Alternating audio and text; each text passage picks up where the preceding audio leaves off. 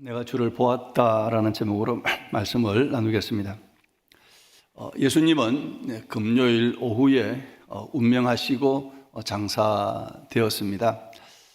안식 후 첫날 곧 일요일 새벽에 예수님은 무덤과 사망의 권세를 깨고 부활하셨습니다.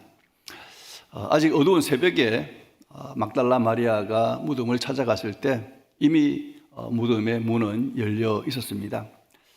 마리아는 사람들이 예수님의 시신을 다른 곳에 옮겨간 줄 알았습니다. 빈 무덤은 예수님께서 부활하신 증거였으나 부활신앙을 가지지 못한 마리아는 예수님의 시신이 사라진 것 때문에 당황했습니다. 그러나 마리아는 떠나지 않고 머물러 있던 무덤에서 가장 먼저 부활하신 예수님을 만나는 자가 되었습니다. 그리고 제 아들에게 가서 내가 주를 보았다라고 증언했습니다. 예수님의 부활은 약 2000년 전에 과거에 일어난 역사적 사건입니다. 예수님을 믿고 죽은 신자들에게 부활은 또한 미래의 사건이 될 겁니다. 예수님께서 재림하실 때 죽었던 신자들의 몸이 신령한 몸으로 부활할 것입니다. 그렇다면 예수님이 과거에 부활하신 것과 또 미래에 죽은 신자들의 몸이 부활할 것을 믿으며 현재의 삶을 살아가는 우리에게 부활은 어떤 의미로 다가올까요? 부활은 과거와 또 미래의 사건으로 끝나는 것이 아니라 현재를 살아가는 우리 신자에게 영향력을 미쳐야 합니다. 과거의 부활과 미래의 부활이 미치는 영향력으로 현재를 살아가는 신앙을 부활신앙이라고 말합니다. 여러분은 부활신앙으로 현재의 삶을 살아가고 계십니까? 예. 자신이 좀 없으신가요? 부활은 우리가 지금 살아내어야 할 현재의 능력입니다. 우리는 현재의 삶을 부활신앙으로 곧 부활의 능력으로 살아가야 합니다. 오늘 우리가 문제 앞에서 무너지고 또 현실 앞에서 절망하고 상황에 눌려 살아가고 있다면 그것은 부활을 아는 신앙이지 부활을 살아가는 신앙이 아닌 것을 명심해야 합니다. 오늘 우리는 부활신앙의 세 가지 모습을 살펴보려고 합니다. 자, 막달라 마리아는 새벽에 찾아간 무덤에 돌문이 열린 것을 보고 놀라게 됩니다. 무덤 안에 예수님의 시신이 없는 것을 보고는 사람들이 예수님의 시신을 옮긴 것으로 생각을 했습니다. 2절이죠. 사람들이 주님을 무덤에서 가져다가 어디 두었는지 우리가 알지 못하겠다 하니, 마리아는 무덤에 예수님의 시신이 사라진 것을 누군가가 옮긴 것으로만 생각했습니다. 예수님께서 살아나셨을 것이라는 생각은 추구도 하지 못했던 것 같습니다. 빈 무덤은 여러 가지 가능성이 있죠. 왜 빈 무덤일까? 이 빈 무덤은 예수님이 살아났을 것이라는 가능성도 품고 있습니다. 그러나 마리아는 그 가능성에 대해서는 생각의 문을 아예 닫아버리고 있었죠. 그 이유가 무엇일까요? 그것은 부활의 관점을 소유하지 않았기 때문입니다. 자, 부활신앙이란 현재 상황을 부활의 관점으로 보는 신앙입니다. 부활신앙이란 눈앞에 펼쳐진 빈 무덤을 소망의 눈으로 보는 것이죠. 인간적인 시각으로 보면 절망적이지만 살아계시는 하나님이 일하시고 계신다는 시각으로 보면 희망적입니다. 부활의 관점은 절망적인 상황 속에서도 하나님께서 일하시는 것을 소망하는 관점이죠. 자, 부활의 관점은 우리의 낙천적인 성격에서 생기는 것은 아닙니다. 내가 낙천적이니까, 긍정적이니까 부활의 관점을 가지는 건 아닙니다.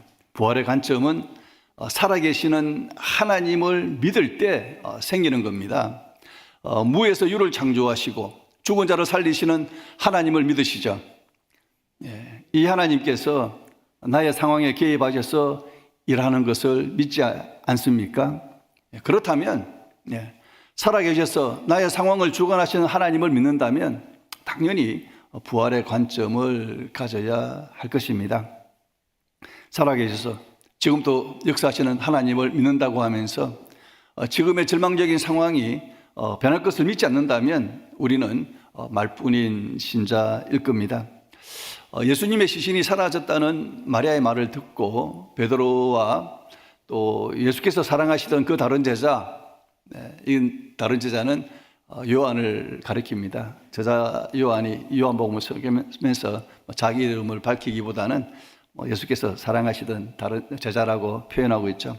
그래서 베드로와 요한이 무덤을 향하여 달려갑니다.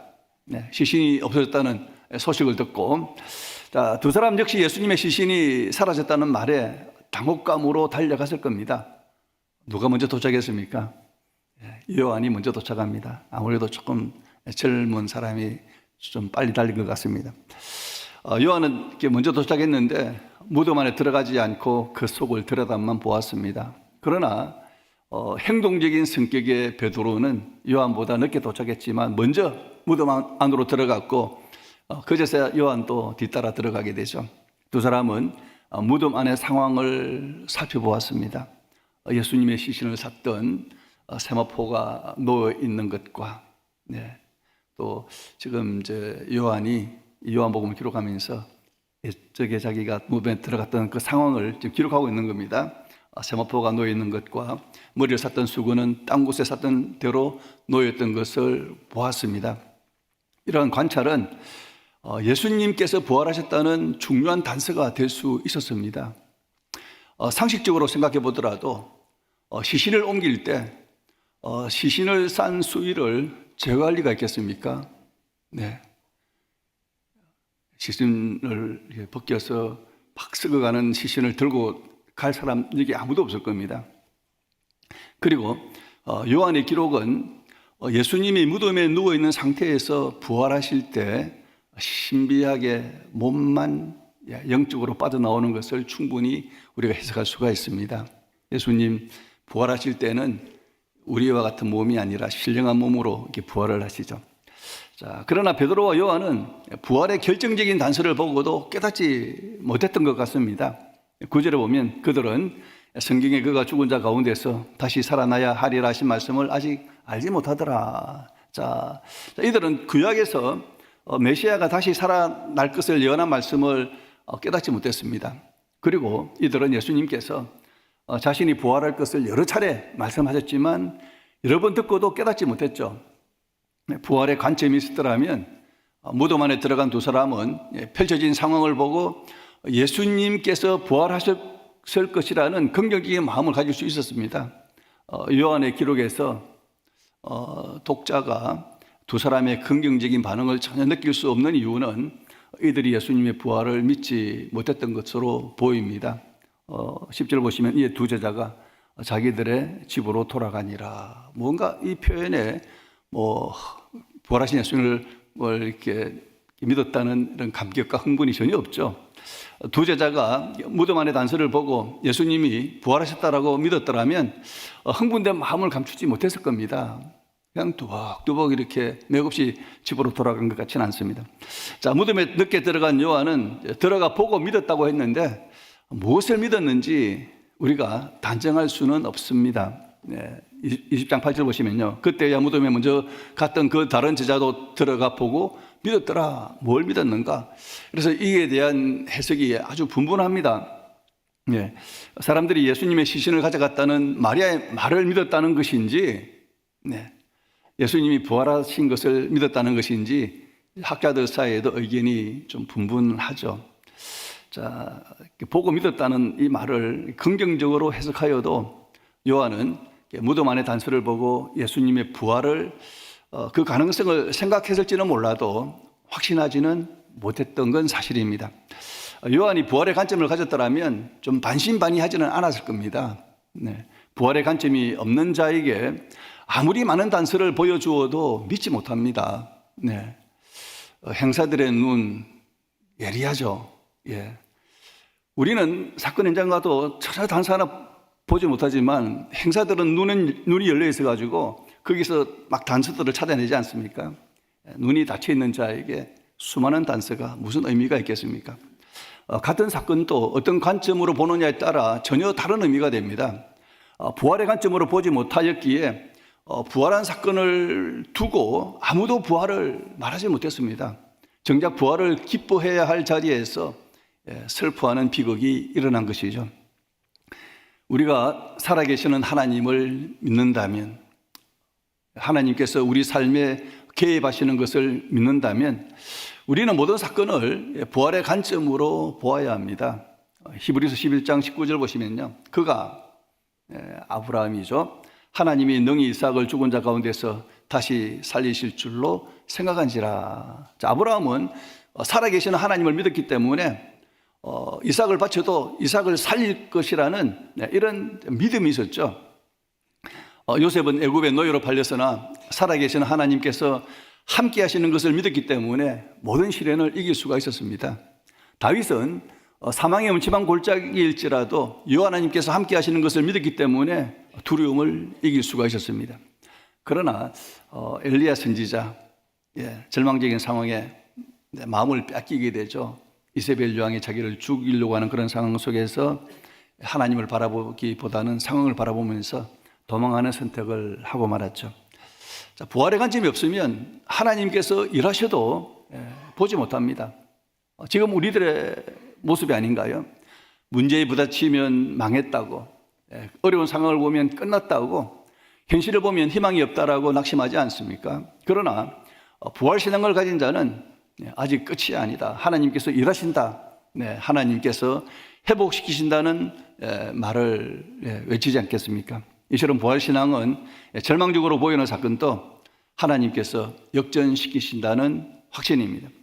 세상은 끝났다고 말하지만 부활의 예수님은 이제 시작이라고 말씀하십니다. 우리 모두 이 부활의 관점으로 살아계신 하나님께서 우리 인생의 문제를 역전시키시는 것을 믿으시기를 축원합니다. 둘째로 부활신앙은 절망적으로 보이는 상황에서도 부활을 기대함으로써 피하지 않고 머무는 겁니다. 베드로와 요한은 빈 무덤을 떠날 때 낙심했던 것으로 보입니다. 10절 다시 보시면 이에 두 제자가 자기들의 집으로 돌아가니라. 저는 좀 제 느낌이 이 사람들이 그냥 맥이 풀려서 이렇게 터벅터벅 집으로 돌아간 그런 느낌이 듭니다. 여러분 어떻게 느끼실지. 여러분은 이 사람들이 예수님 부활하실 걸 기대하고 힘있게 돌아간 것처럼 느낄 수도 있겠죠. 그러나 저는 좀 반대로 느낌을 갖습니다. 자, 그러나 마리아는 돌아와서, 이들은 무덤을 떠났죠. 그러나 마리아는 돌아와서 빈 무덤을 떠나지 않았습니다. 11절 보시면 마리아는 무덤 밖에 서서 울고 있더니 울면서 구부려 무덤만을 들여다보니, 마리아는 예수님의 시신이 사라진 빈 무덤을 왜 떠나지 않았을까요? 갑자기 없던 부활의 관점이 생겨서였을까요? 마리아는 완전히 무너진 상태였죠. 사랑하는 예수님 죽으셨고 무덤도 비어있고 희망도 없습니다. 그런데도 빈 무덤을 떠나지 않았고 무덤 밖에 서서 슬픔을 이기지 못하여 울었습니다. 마리아가 왜 그렇게 했을까요? 그것은 예수님을 향한 사랑 때문이었습니다.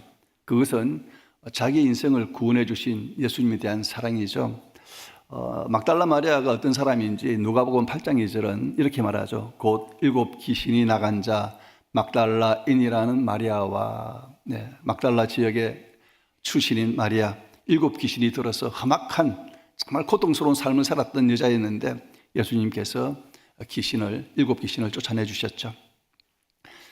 이 사랑을 이렇게 받았던 사람입니다.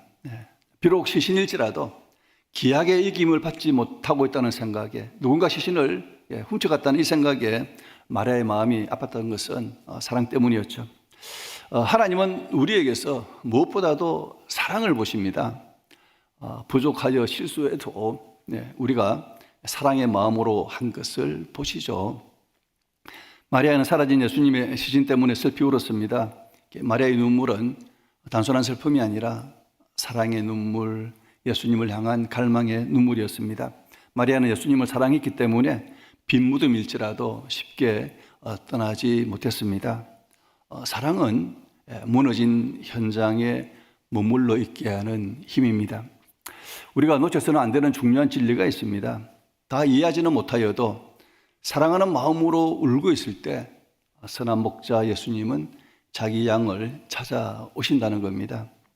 어찌하여 우느냐? 오늘 어찌하여 우느냐 두 번 본문에 기록되어 있는데요. 어찌하여 우느냐고 물으시면서 울고 있는 양의 이름을 불러주시죠. 마리아야. 네, 이 진리가 마리아에게 어떻게 적용되었는지 살펴보겠습니다. 자, 무덤 밖에 서서 울던 마리아가 무슨 마음으로 무덤 안을 들여다보았을까요? 이미 한번 확인했죠. 예, 없던 시신이 그 사이에 뭐 이렇게 들어왔을까요? 예, 그럼에도 불구하고 마리아는 울면서 다시 무덤 안을 들여다봅니다. 예, 빈 무덤일지라도 끝까지 확인하고 싶은 마음, 곧 마리아를 다시 무덤 안을 들여다보게 만든 마음은 사랑이었죠. 마리아의 믿음이 완전해서가 아니라 떠날 수 없을 만큼 예수님을 사랑했기 때문에 머물렀을 겁니다. 빈 무덤이라도 들여다보게 하는 것은 하나님께서 사랑하시는 자에게 주시는 마음입니다. 네. 하나님께서 자기를 사랑하는 자에게 주시고자 하는 은혜를 바라보게 하는 마음을 주신다는 겁니다. 하나님은 마리아가 사랑으로 눈물을 흘리는 눈으로 무덤 안을 들여다보게 하셨고, 그 결과 두 천사를 보게 하셨고 부활하신 예수님을 만나게 하셨습니다. 마리아는 떠나지 않고 머물렀을 때 자기를 찾아와 마리아라고 자기 이름을 불러주시는 예수님을 만났던 거죠. 예수님은 자기를 사랑하는 마리아의 울음을 웃음으로, 슬픔을 기쁨으로 바꾸어 주셨습니다. 비록 상실과 상처의 자리이지만 예수님을 사랑하는 마음으로 머무를 때 하나님은 이런 우리의 사랑의 마음을 보시고 내 이름을 부르면서 회복과 부활의 자리로 변화시켜 주시는 것을 믿어야 하겠습니다. 우리에게 사랑 때문에 떠나지 않고 머물러 있는 자리가 있습니까? 비록 무너진 자리지만, 하나님께서 일하시지 않는 것처럼 보이는 자리이지만 하나님을 만나야 하는 자리이기에 떠나지 않고 머무는 자리가 있습니까? 아무리 전하여도 반응이 없는 사람일지라도 하나님께서 그 사람을 구원하시기를 원하는 사람이기에, 내가 그 영혼을 놓칠 수 없는 사람이기에 포기할 수 없는 그런 사람이 우리들에게 있습니까? 우리는 너무 쉽게 자리를 떠나지 않습니까?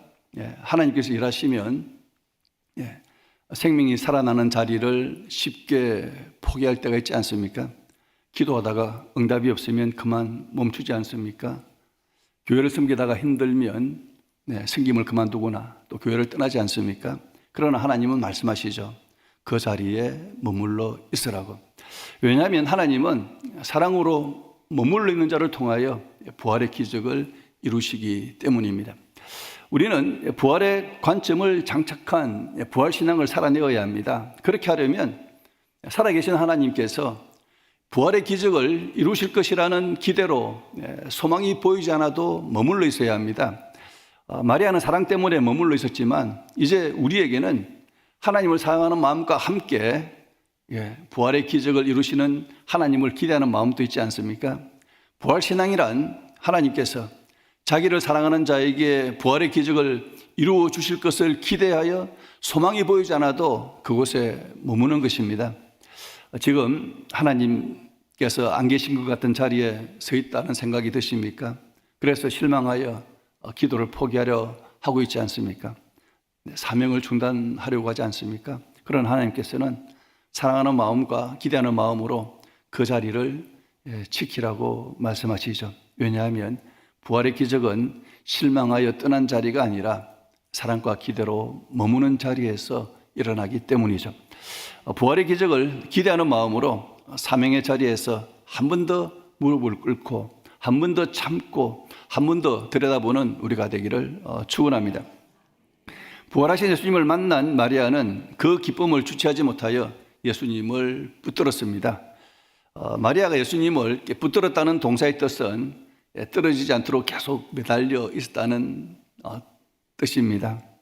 17절 보시면 예수께서 이르시되 나를 붙들지 말라. 네. 그러니까 딱 달라붙어서 이렇게 떨어지지 않고 그렇게 있지 말고 한번 안았으면 이제 좀 떨어지라는 그 뜻이겠죠. 내가 아직 아버지께로 올라가지 아니하였노라. 너는 내 형제들에게 가서 이르되 내가 내 아버지 곧 너희 아버지 내 하나님 곧 너희 하나님께로 올라간다 하라 하시니. 자, 예수님께서 무슨 의도로 이런 말씀을 하셨을까요? 이 말씀을 정확하게 해석하는 건 너무나 어렵습니다. 자, 아직 아버지께로 올라가지 아니하였다는 것은 다시 만날 수 있는 시간적 여유가 있으니 40일 후에 성천하시니 좀 시간적 여유가 있다는 그런 의미가 있지 않을까 그렇게도 생각해 봅니다. 그러니까 지금 당장 필요한 것은 부활의 소식을 알리라는 뜻이었을 겁니다. 마리아가 부활하신 예수님을 혼자 붙들고 있는 것으로 만족하지 말고 부활의 소식을 전하는 것이 중요한 사명이라는 것을 알려준 거죠. 우리는 예수님 사랑한다고 예수님 이렇게 막 혼자 붙들고 있지만은 정작 이 소식을 전하지 못하는 어떤 그런 모습을 이 장면이 좀 보여주는 것 같습니다. 부활하신 예수님을 만난 기쁨이 혼자만의 기쁨이 아니라 제자 공동체의 기쁨이 되게 하라는 뜻의 말씀이었습니다.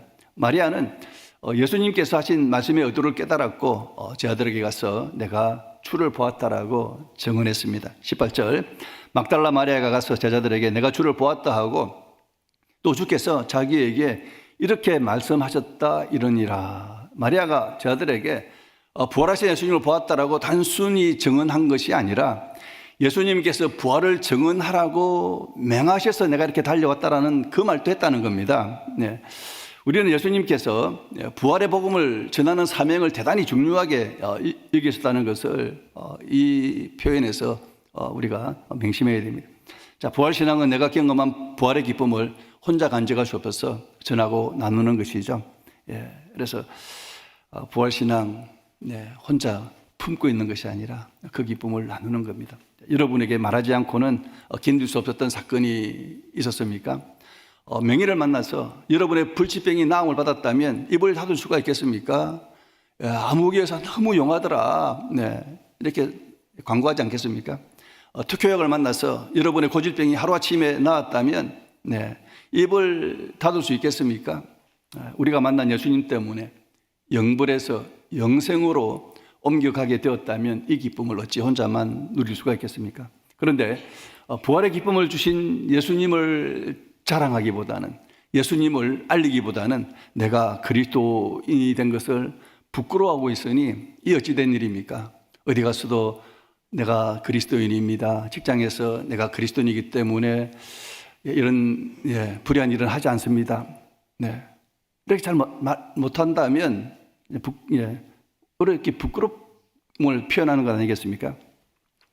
참된 은혜는 그 은혜를 받은 사람이 침묵하게 내버려 두지 않습니다. 우리는 십자가의 속량이라는 최고의 은혜를 받은 자들입니다. 그렇다면 왜 우리는 십자가 복음에 대해서 입을 닫고 있습니까? 예수님의 은혜를 받은 것에 침묵하는 우리들의 문제가 무엇일까요? 받은 바 은혜를 제대로 깨닫지 못해서일 수 있겠죠. 아니면 너무 오랫동안 조용한 신앙에 익숙해져 버린 것이 아닐까요? 우리 속에서 은혜의 불이 붙으면 말하지 않고는 견디지 못할 겁니다. 예레미야 선지자는 하나님 말씀을 전하다가 조롱당했고 수많은 상처를 입었습니다. 그래서 더 이상 하나님 이야기하지 않겠다고 다짐하죠. 그런데 어떻게 되었습니까?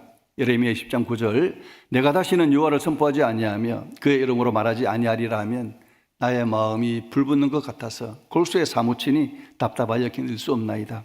우리도 우리 안에서 하나님의 은혜가 불붙어서 전하지 않으면 견딜 수 없는 자가 되기를 바랍니다. 요한복음 4장에 나온 사마리아 여자는 자기의 부끄러운 과거를 숨기려고 살았던 사람이죠. 그러나 우물가에서 예수님을 만나 구원을 받은 은혜를 숨길 수가 없었습니다. 그래서 물동이를 버려두고 동네로 들어가서 피하고 싶었던 동네 사람들 앞에 가서 예수가 그리스도인 것을 말했죠. 요한복음 4장 29절 내가 행한 모든 일을 내게 말한 사람을 와서 보라. 이는 그리스도가 아니냐 하니 진짜 은혜를 경험한 사람은 침묵할 수가 없습니다. 받은 바 그 은혜를 전하기 위하여 입을 열지 않을 수가 없죠. 베드로와 요한이 부활하신 예수님을 전하죠. 사도행전 보면 무덤에 달려간 두 제자도 베드로 요한인데 또 사도행전 보면 베드로 요한이 또 짝을 이루어서 복음을 전하러 다니죠. 그러니까 성경 지도자들이 예수의 이름으로 말하지 말라는 핍박을 하게 됩니다. 사도행전 4장 18절 그들을 불러 베드로와 요한입니다. 경고하여 도무지 예수의 이름으로 말하지도 말고 가르치지도 말라 하니 이들을 어떻게 말했습니까? 20절에 보시면 우리는 보고 들은 것을 말하지 아니할 수 없다 하니 우리가 십자가와 부활의 복음을 전하지 못하는 이유가 무엇인가요? 능력이 부족해서인가요? 능력이 부족해서도 아니고 용기가 없어서도 아니고 말을 잘 못해서도 아니고 기회가 없어서도 아닙니다. 진짜 우리의 문제는 감격이 식었고 은혜로 타오르는 불이 식은 거죠. 우리 안에서 은혜의 불이 붙으면 말하지 말라고 해도 말하고 시키지 않아도 전하게 될 것입니다. 우리는 은혜를 아는 사람에서 멈추는 자가 아니라 은혜에 불붙은 사람이 되어야 합니다. 부활의 능력으로 자신의 삶이 변화되어 가는 것을 경험하는 자는 그 기쁨을 나누지 않을 수 없을 겁니다. 우리는 뭐 이렇게 예수님의 부활을 직접 두 눈으로 본 자들은 아니죠. 그러나 부활의 능력이 우리 안에서 일하고 있는 것, 나를 변화시키고 가는 것을 경험하고 있는 자들이죠. 그러니까 우리는 부활의 능력으로 내 삶이 변화되어 가는 것을 말할 수가 있어야 됩니다. 우리는 부활신앙으로 하나님의 능력을 경험한 기쁨을 밖으로 흘려보내는 자가 되기를 축원합니다. 우리는 예수님의 부활이 역사적인 사건인 것을 믿습니다. 그리고 예수님께서 재림하실 때 우리의 몸이 신령하게 변화될 것, 미래의 부활을 믿습니다. 그렇다면 현재의 삶도 부활의 능력으로 부활의 신앙으로 살아야 하지 않겠습니까? 여러분의 인생이 아직 해결되지 않는 문제가 있습니까? 끝난 것이 아니죠. 살아계시는 하나님께서 일하고 계십니다. 지금 우리가 처한 현실이 아무리 힘들어도 부활의 관점으로 곧 하나님께서 우리의 모든 상황을 주관하신다는 믿음으로 보아야 합니다. 그리고 이런 믿음으로 우리가 처한 상황에서 피하지 말고 하나님께서 일하실 것을 기대함으로 머물러 있어야 합니다. 그리고 하나님께서 우리의 상황을 역전시키는 부활의 기적을 행하신 그 기쁨과 감격을 주저하지 않고 전하고 나누어야 합니다. 오늘 부활주일에 우리 모두 이렇게 부활신앙을 고백하는 자가 되시기를 바랍니다. 내가 주를 보았다. 내가 지금 주의 능력으로 내 삶이 변화되고 있습니다. 나는 지금도 살아계신 주님과 함께 살아가고 있습니다. 오늘 부활주일을 맞이하여 우리 모두 또 현재의 삶을 부활신앙으로 승리하시기를 주의 이름으로 축원합니다.